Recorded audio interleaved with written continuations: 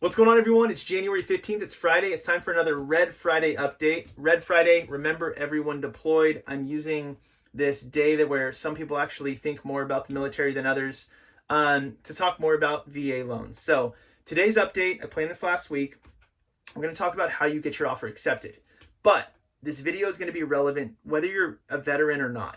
And when I say veteran, by the way, when I say VA loan, veteran or active duty, you do not have to wait till you retire from the military to use your VA loan. So I just want to clarify that. So what we're going to talk about today is how you get your offer accepted. And the reason I'm making it for everyone is because I have a ton of clients trying to make offers right now, and I think they're going about it the wrong way. And I'm a home buyer right now. I thought I was moving to Southern California. That's not happening. My wife put the kibosh on that, and we're staying in Northern California. So now I have to buy a house here. So I'm going to walk you guys through what I've done, all the steps I've taken to put myself in the absolute best possible light I can.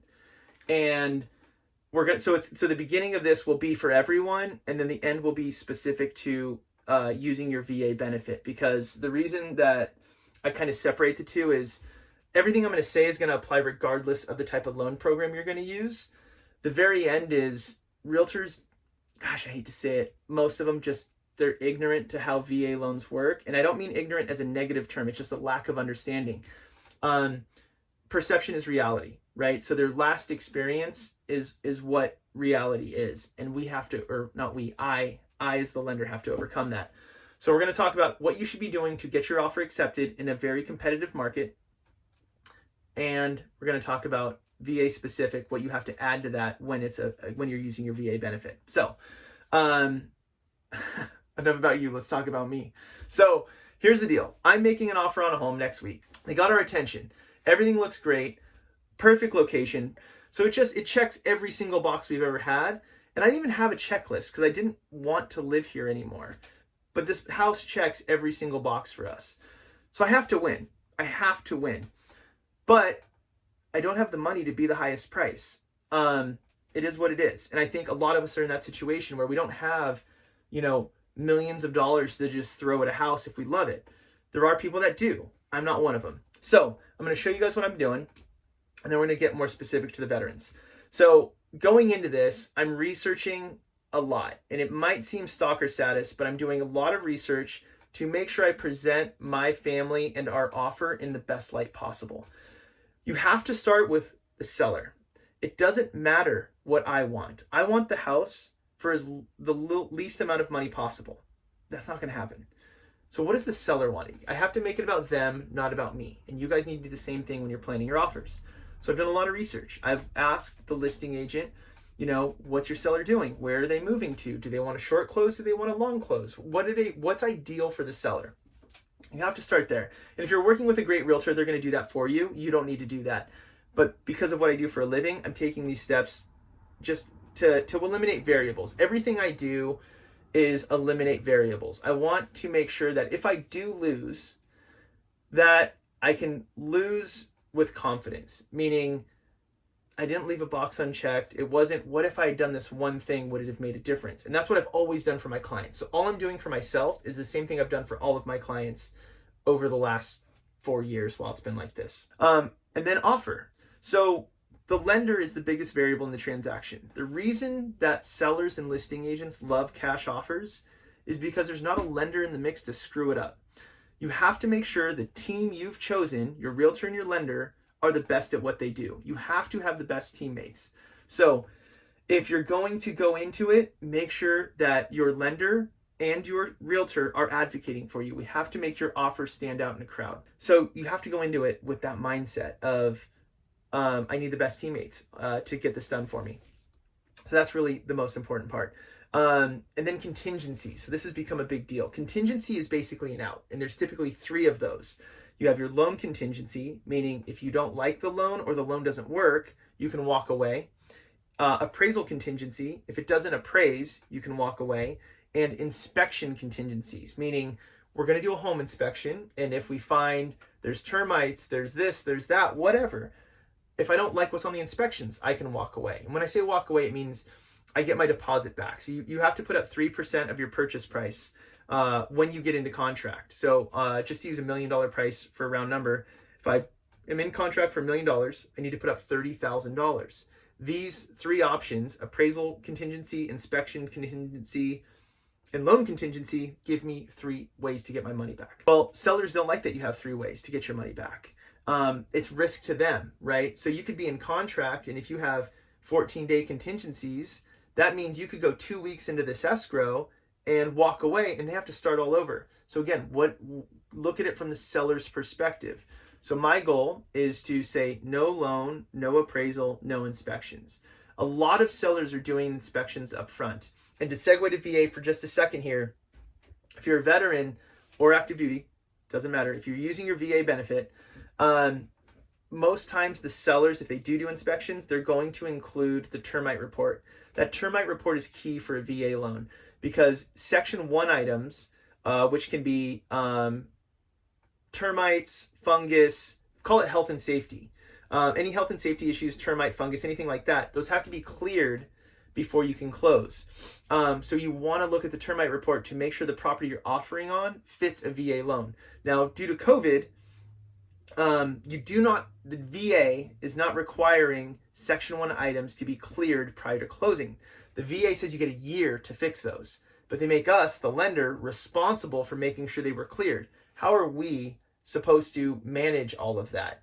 So what we're doing instead is what we call an escrow holdback, where you have 90 days. So the good news is, if you're making an offer and you're a veteran or active duty service member, I get to call the listing agent and say, hey, I'm Sean Herrero, I'm representing so-and-so, veterans served our country, we're excited to buy your house. And they go, oh, but Section 1. I get to go, good news, doesn't have to be done prior to close. No one's going to come into your house, we can do it after. Makes a huge difference. That was just a quick sidebar for everyone who's using a VA loan. But understanding the inspections is very important. So what else? So we've talked about timing. We've talked about contingencies. We've talked about psychology of the seller, very key. So for me, going into this offer next week, I know that I've done everything I possibly can to present my offer in the absolute best light, according to what I know about what the seller wants, what I know about the house. I've researched the comparables. I did the loan for the house up the street in November. So I have an appraisal on that house. So I have a really, really solid idea of how everything's going to work for this specific property. If somebody offers more than my number, it's over. Like, that's it. I have a number in my mind of what I'm willing to pay, not only for this house, but for any house. Like, sorry, but I have a budget. So I know my number. So if the house sells for higher than that number, I'm comfortable with it. It sucks. I'm not going to be happy. I really do love this house. If it doesn't work out, it doesn't work out. But I did everything I possibly could to win. I eliminated all variables I possibly could. I truly believe the only way that I will ever lose, or that any of my clients will ever lose, is if the seller only cares about the price. Otherwise, we're going to win every time. So VA.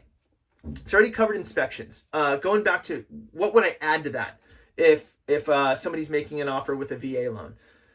We talked about the termite report and inspections. I know how to overcome that, and I'm educating realtors. So again, in the beginning of this, I said that realtors are ignorant to how VA loans work. I don't mean that as a negative thing. It is what it is. In my market, the VA benefit is not utilized that much. So it's my job to educate not only the veteran on their benefits or active duty, to educate, but I have to educate the realtors as well. That's why I reach out every single time. You really have to make sure your lender and your realtor are your advocates. So termite report, we covered that box. Appraisals. So a lot of times the realtors get hung up on a VA appraisal because at one time a VA appraisal was more stringent than conventional appraisals.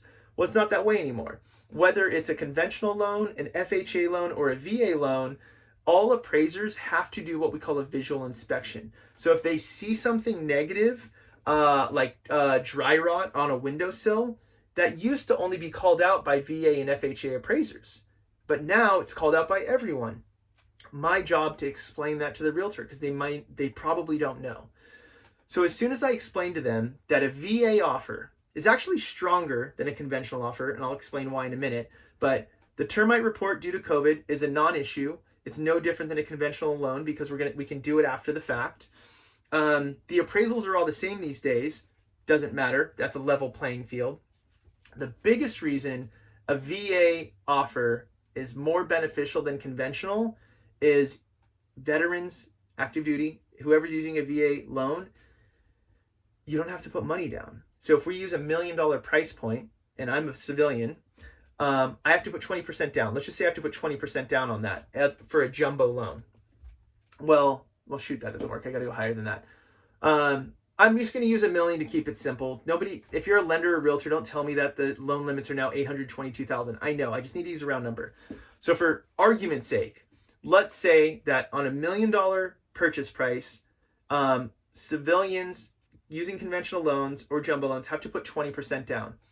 Well, if a veteran's putting down 10%, 5%, and the property doesn't appraise, you don't have to come in with any extra money because you have a zero down benefit, where I would have to make up the difference in my down payment if my loan to value was maxed out at 80%. The opposite of down payment is loan to value. So here's why VA loans win. It took me 12 minutes to get to the point, but here's why VA loans win. You have zero down ability. If you're putting down money, you have wiggle room on the appraisal. The appraisals are the same. VA, conventional, FHA, virtually the same requirements regardless. The Section 1 items that are traditionally required to be done prior to closing are not being required right now due to COVID. And you guys get a way better interest rate than I do. So VA interest rates are typically, well, not typically, but right now I'd say they're about 0.5% lower than a conventional loan and about 0.75% lower than a jumbo loan. So you have a way better interest rate on a 30-year fix than I do. We have a level playing field from appraisal inspections. You have more flexibility if you're putting money down because you don't have to put money down. I had one more point. Oh, I remember. And your underwriting guidelines are simpler. The VA uses very common sense underwriting guidelines. They underwrite from a residual income perspective instead of underwriting from a debt to income ratio perspective. So with a debt to income ratio perspective, let's just use 50%. If your debt to income ratio is 50%, that means if you make $5,000 a month, you can have $2,500 in debt. If you make $50,000 a month, that same ratio applies. You can have up to $25,000 of debt. But if you make $50,000 a month, think of how much residual income you would have, right? That's not necessarily a level playing field. The VA loan underwrites from a residual income perspective. I'm not going to get all the details. We'll save that for another video. This one's already super long. So I hope this is helpful for everybody, veteran or not, active duty or not, whether you're using a VA loan or not. I wanted to kind of tell my own story. I really hope I get my offer accepted. But if I don't, I checked every box I possibly could. I did the absolute best I could for myself being my own client, which is the exact same thing I do for every single client I work with. And that's why truly, humble brag, we get accepted a lot more often because of this. So that's it. Thank you guys so much. I hope this is helpful. Comment below. Let me know what you guys want to hear about. Let me know what questions you have. Call me, text me, email me anytime. I want to help any way I can. Thank you so much. Have a great weekend, and I'll talk to you soon. Cheers.